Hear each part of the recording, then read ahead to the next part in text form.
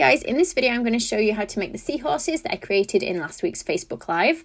So I did these on my Facebook page, and this is just a bit of a sped up version for you. So we're going to use the modelling paste, the serotinum modelling paste. Guys, I'm going to put links below the video to everything that I use as well. So if you want to know the exact things I've used, you'll be able to just click on the link. Now, I do sell a lot of these things in my store, so you don't have to get them from us, but the links will take you there to the products anyway.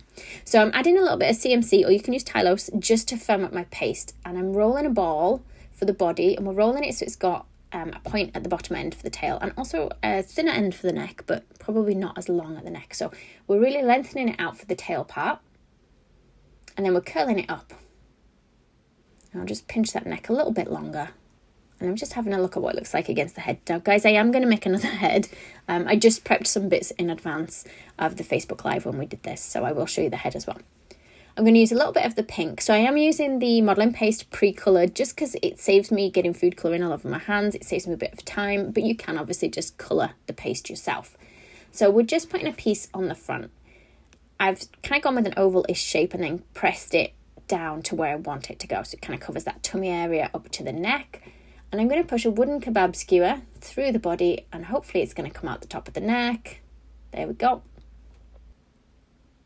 And I'm going to just put some lines across that tummy section. So it's not a very realistic seahorse. I'm not sure anything I do is really very realistic, but it's fine. We're going for cute.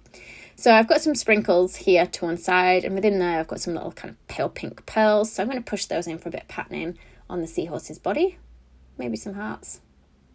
Again, you can go with whatever you want. You don't even have to add the patterning if you don't want.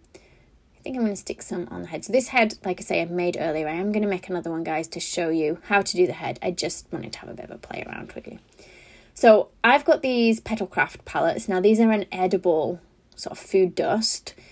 You can buy the loose edible food powders as well. I realise it looks like eyeshadow, but it is an edible food dust, this, guys. I'm just putting it on for a little bit of shading, kind of around the edge of that pale pink and across those lines that we did. You don't have to do this bit. If you prefer it without, it's fine. You can leave it without. And I'm going to use a little heart-shaped plunger cutter to put like its little fin on the back. I don't know if it's called a fin or not on the back. Hopefully you guys know which bit I mean. I'm going to do a couple of little heart shapes. We're going to push them together. Let's just draw a line down the centre of each heart, I think, as well. So we kind of divide it into 4. Like so. Just do the same on the back. And then what we're going to do is we're going to add a tiny bit of the pale pink just around the edge. So you can put a bit of water on the pink or on the purple fin just to make this stick when you're pushing it on. I'm going to add a bit of shading again with the same colour dust that I used on the body. And then we're going to stick it on the back. I'm using water, but you can use edible glue. And then we're going to push the head on. Now, guys, I know I still need to show you how to make the head. Earlier I made a body and I made a head, but the head was too small for the body. So this time I made a smaller body. And I'm going to use the head that I originally made. And then what I'm going to do is I'm actually going to make a larger head for this bigger body now. So I've got quite a lot of paste here. I would say the amount of paste is probably similar to the amount that I used in the body. So depending on what size you're going for, say if you use 50 grams in the body, you might want to use 50 grams in the head. Now, because this one's so big, I think we're going to make it so it's not edible. And I'm going to put a polystyrene ball in the middle. It's just going to stop the head sinking down on that body too much. So it is important if you're doing one of these, you're putting it on a cake, that you would tell somebody that there's polystyrene in there so they can't eat this topper.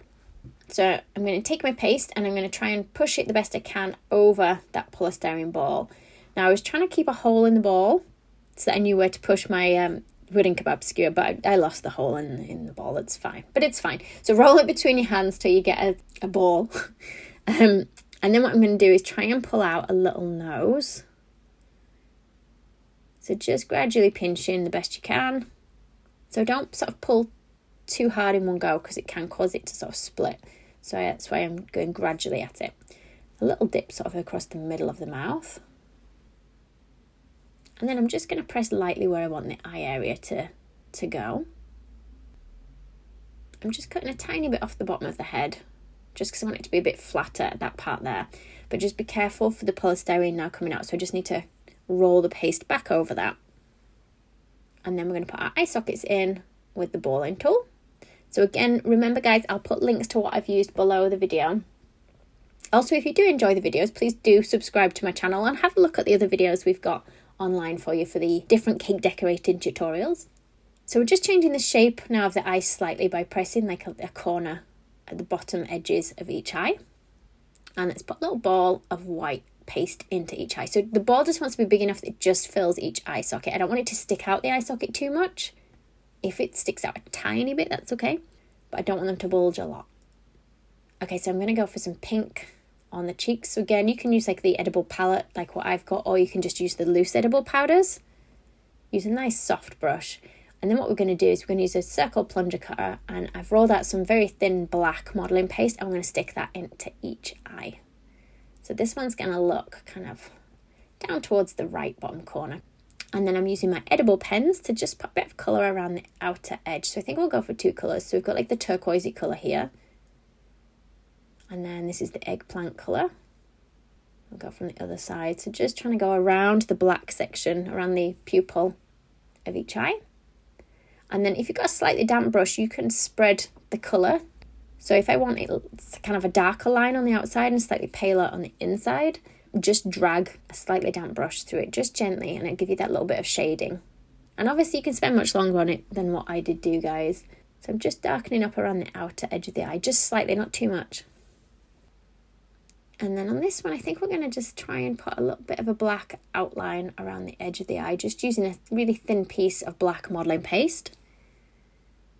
And we're going to put a little oval of white. So again, the white is just really thinly rolled, and I've got an oval shaped plunger cutter. If you don't have the plunger cutters, you can just roll an oval and squish it in each eye. That would work fine.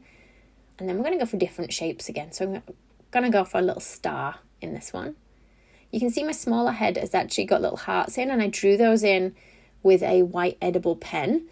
So again, I'll use the pen on this one. This time let's put little cross bits in so it looks like a sparkle in the eye. And white freckles or white dots on the face, because why not? So on this one, I think what I'm going to do is add little eyelashes just to see what it looks like. So we're rolling tiny bits of black, little pointy bits, and we'll just try and press them next to each eye. I think we don't need too many. I think just a couple of lashes on each eye is fine. And again, we need that little fin, if it's called a fin, it goes on its back. So I've got a slightly larger heart-shaped cutter for this one. But we're just repeating the process where we're putting the pink, pale pink around the outer edge. I've got cornflour everywhere at this stage, but it's fine. The cornflour just stops my paste sticking to the table. You can shade it again a little bit if you want. And then we can stick it to the back. You might have to prop it against something just till it sticks. So I don't know if you can see the one near the top of the screen. I've just got it resting above on top of a modelling tool so that it doesn't drop off just while it's setting. So this one I've put just a bit of scrap paste behind it just to hold it up. Once it's firmed up, I'll be able to remove that. Okay. So for this one with the bigger head, I'm doing some more hearts, but this time the smaller heart cutter. We're going to do 3 of them, and I think this time we're going to stick it on its head. So the other one's got like little pearls on its head. This one's going to have this fan-shaped bit on its head. So the same process again as we did on the fin. That's probably not called a fin. And a little bit of water on there. I know during the Facebook Live when I was doing this, I kept asking people what the various seahorse body parts, and people were telling me, but I apologise because I've forgotten the proper names for what everything's now called. But once you're happy with it, you can just trim a little bit off the top of the necks if the necks look too long, and then we can push that skewer into the head. So I'm going to leave mine to dry laying down, guys, but once they have fully set, you can hold them upright. Now, because they're very top heavy, they're quite difficult to balance, so you'll probably need to leave the skewers in and push the skewer into whatever you're putting them into, unless you're pressing them against the side of a cake, in which case you don't need to worry and you can just cut off that skewer from the bottom of each one.